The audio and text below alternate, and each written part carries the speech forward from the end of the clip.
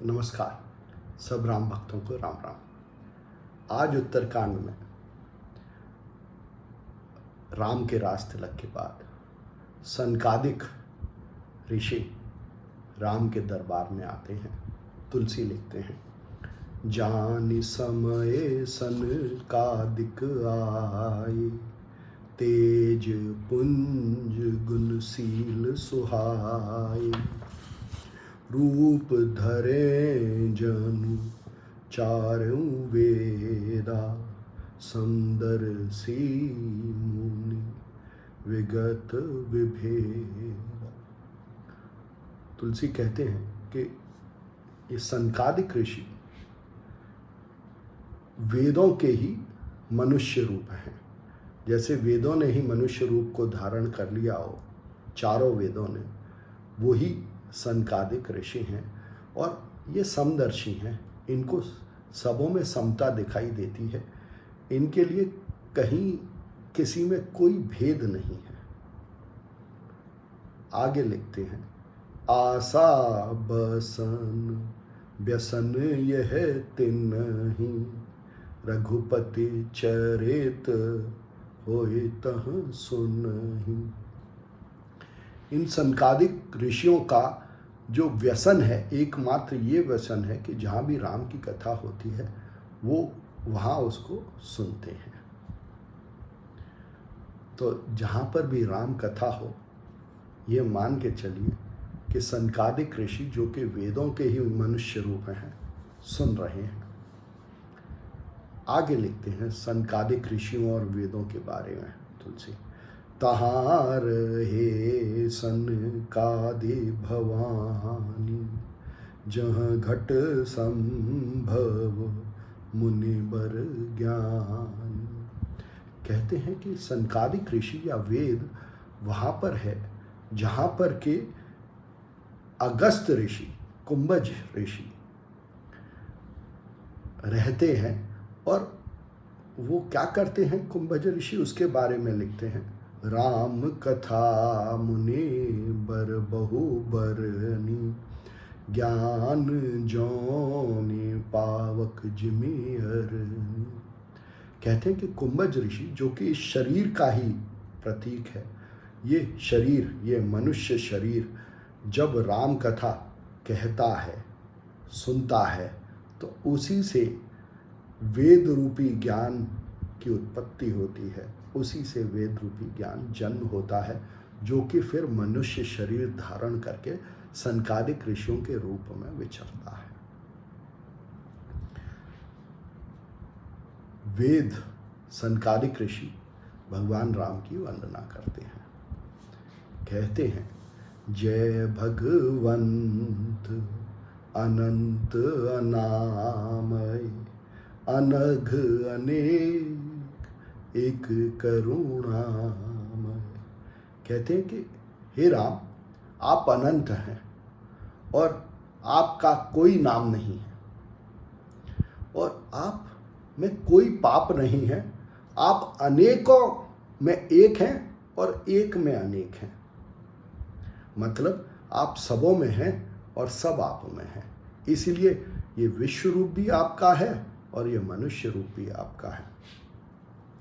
फिर कहते हैं, जय निर्गुण जय जय गुण सागर, सुख मंदिर सुंदर अति नागर।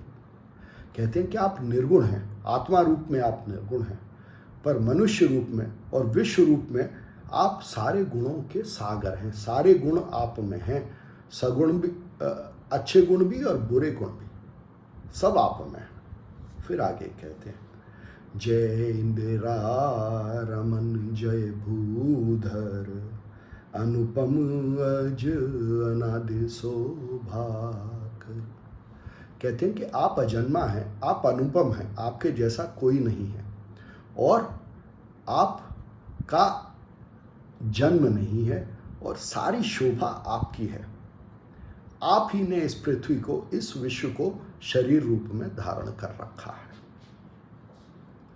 फिर तुलसी लिखते हैं, ज्ञान निधान अमान मान प्रद पावन सुजस पुराण वेद बद।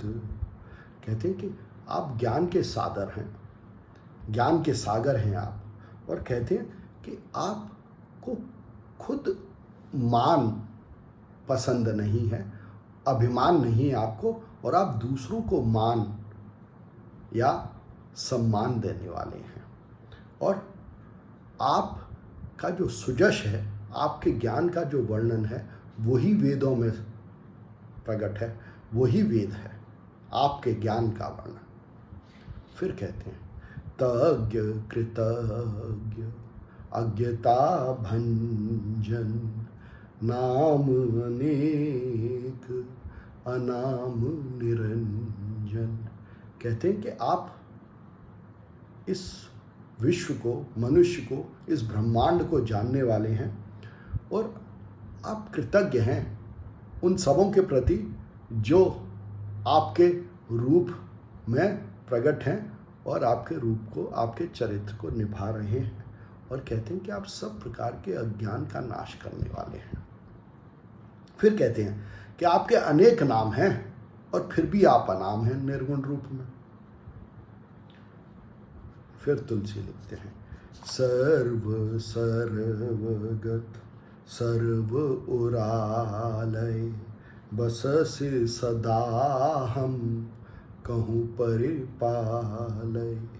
कहते हैं कि आप हर जगह पर हैं, हर जगह विद्यमान हैं, कोई भी जगह ऐसी नहीं है इस पूरे ब्रह्मांड में आप जहाँ नहीं हैं, और आप सबों के हृदय में भी बसते हैं।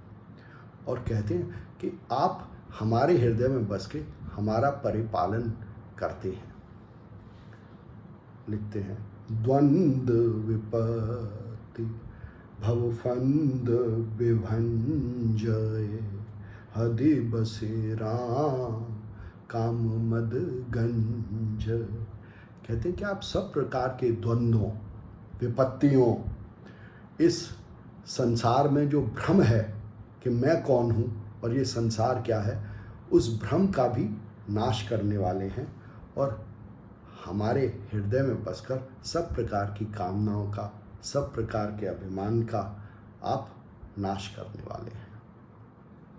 भगवान राम को सनकादिक ऋषि, जो वेदों के ही मनुष्य रूप हैं, यह कह रहे हैं, उनका गुणगान कर रहे हैं, विश्वास दिला रहे हैं सब मनुष्यों को।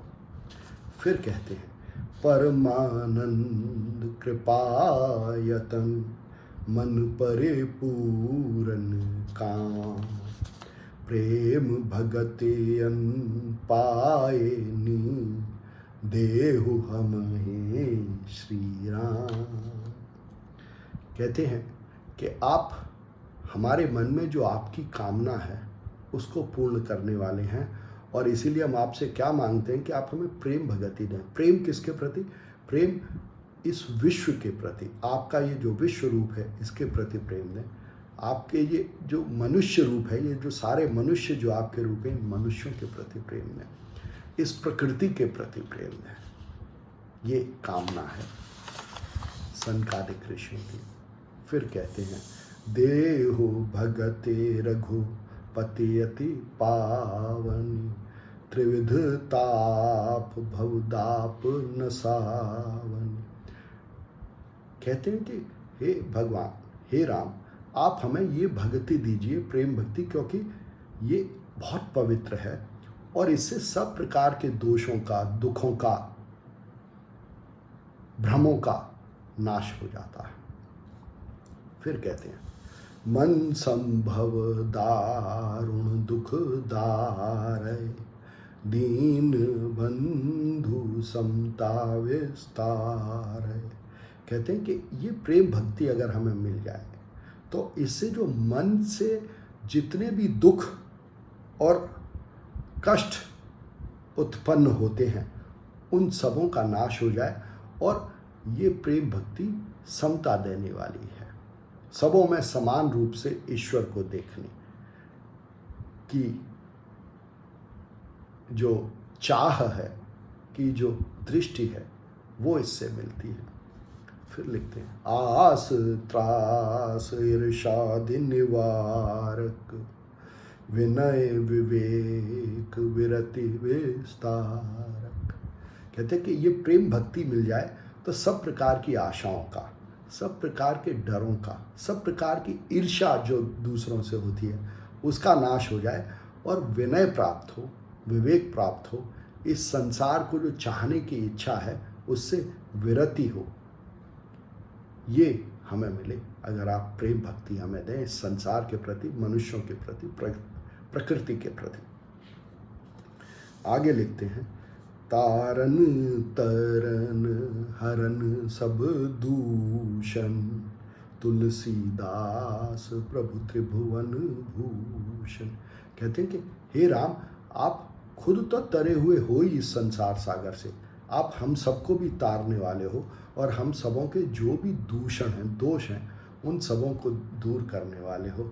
और यह तभी क्योंकि आप तुलसीदास के प्रभु हो। और तुलसीदास के प्रभु का क्या मतलब? तुलसीदास का मतलब ही ये है कि जो तुम में ईश्वर को देखे और खुद को दास माने।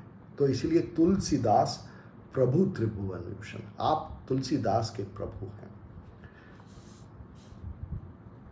भगवान राम से वेदों की, सनकादिक ऋषियों की यह प्रार्थना है कि प्रेम दें सबके प्रति, और ये प्रेम एक बार मिलता है, ये प्रेम दृष्टि मिलती है जिससे आप सबों से प्रेम कर सकें बिना किसी भेदभाव के, समता के साथ। तो जीवन कैसे बदलता है यह तो ये कोशिश करके ही जान पाएंगे।